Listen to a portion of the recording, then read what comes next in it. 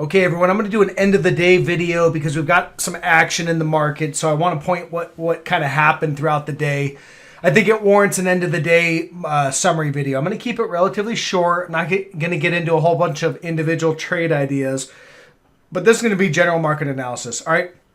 The biggest sector I've really been watching is Qs, and the Qs, just because it's such a heavily weighted index, or that's all the tech stocks. It's Facebook and Microsoft and Apple, Amazon. So it's really heavily weighted in the S&P 500. If Qs is selling off strongly, the S&P 500 has a hard time going anywhere.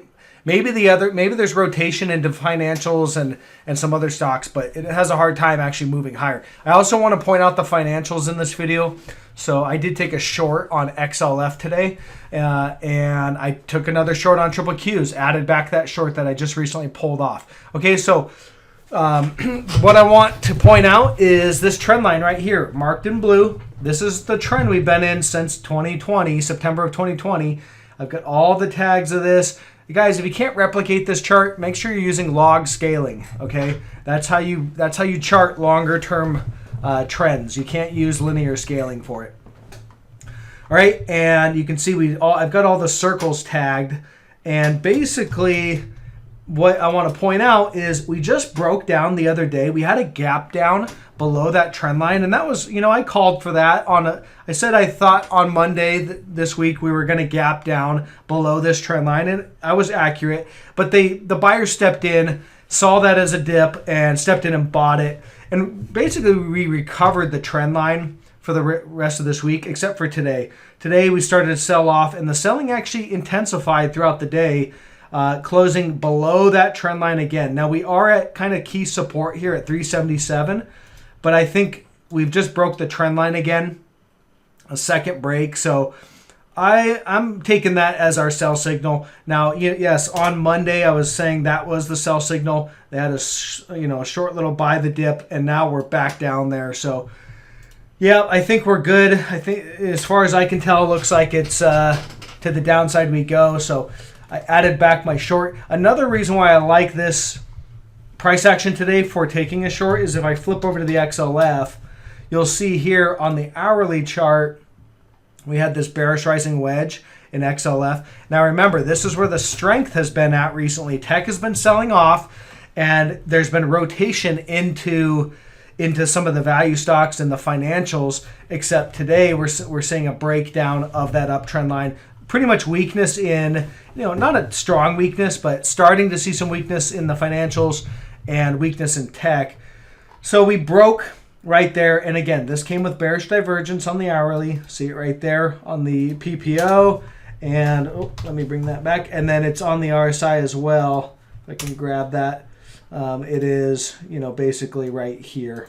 Okay, so bearish divergence on the hourly. We broke this bearish rising wedge pattern to the downside. So as far as I can tell, it looks like there's going to be some selling in the financials, and was also selling in tech. So, if you have broad-based selling like that coming across different sectors, you might see a broad-based market sell-off where the S&P 500 is actually selling off. Moving back to tech, though, I want to point this out. So now that we've broken, I really think we're likely to start heading, breaking this trend and heading lower.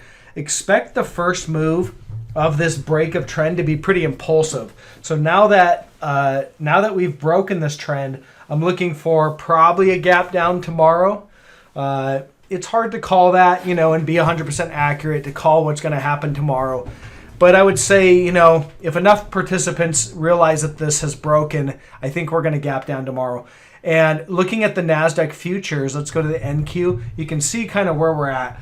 On the futures, you can see that we basically have this uptrend line that's very consistent with what we've had in the Qs. And as I zoom in to, this is that gap down on Monday, and they managed to recover and hold the futures above that trend line. But today, selling off, and we actually have a close now below that trend line. So this is the first close today that we've had below the trend line. I think it's likely set up for the futures to sell down overnight, and we'll open up with a gap down in triple Qs.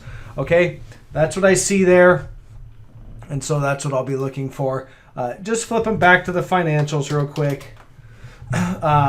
We'll look at some targets here. So, again, I've got this target right here, 39.67, little gap right there. So I think we run down, fill that gap, probably get a reaction at that gap.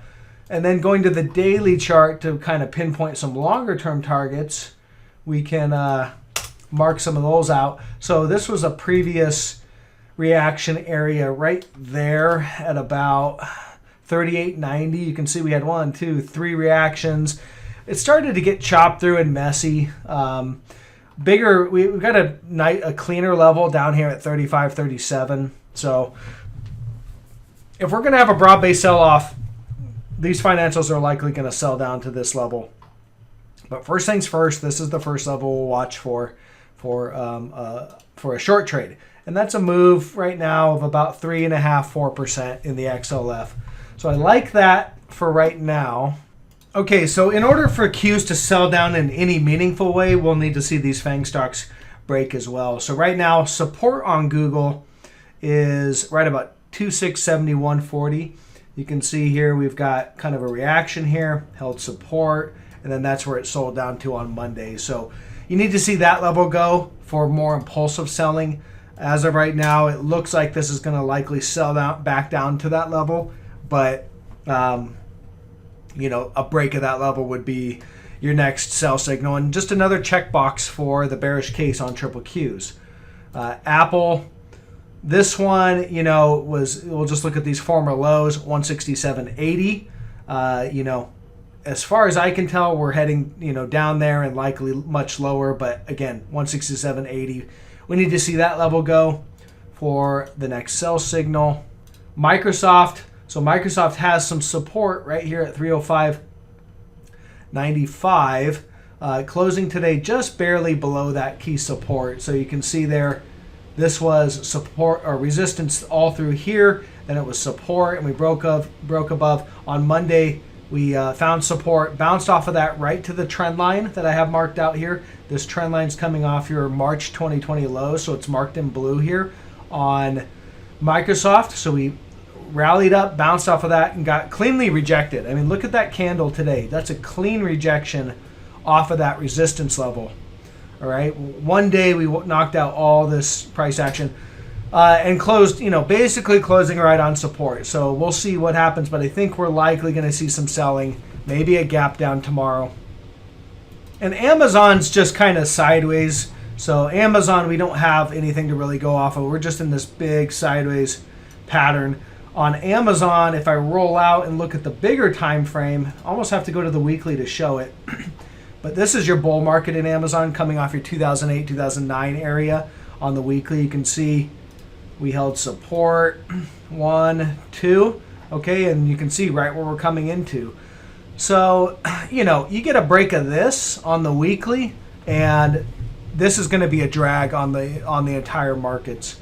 So lots of work to do. If you're a bull, we likely will get down here, and that might be the area you want to buy at if you think Amazon's going to go higher, or wait for the break and see what we have going on. I think it's going to break, to be honest. Big negative divergence building over the last year. Look at that. Look at that on the weekly chart. Each new high has been a divergent high. So it tells me this negative divergence is indicating on this weekly chart that this larger trend, this uptrend, is about to end, and we're going to start a bearish trend. All right, so if we start to see some of these big mega cap tech stocks put in a bearish trend, start to break their bull market trend lines, it's going to be a drag on the general markets. It's going to be, hard for the rest of the market to really hold up. So things to look for on that. And, that's really all I want to cover right now, is just give you guys a final update after the close. So thank you. Leave me a thumbs up. Catch you guys tomorrow.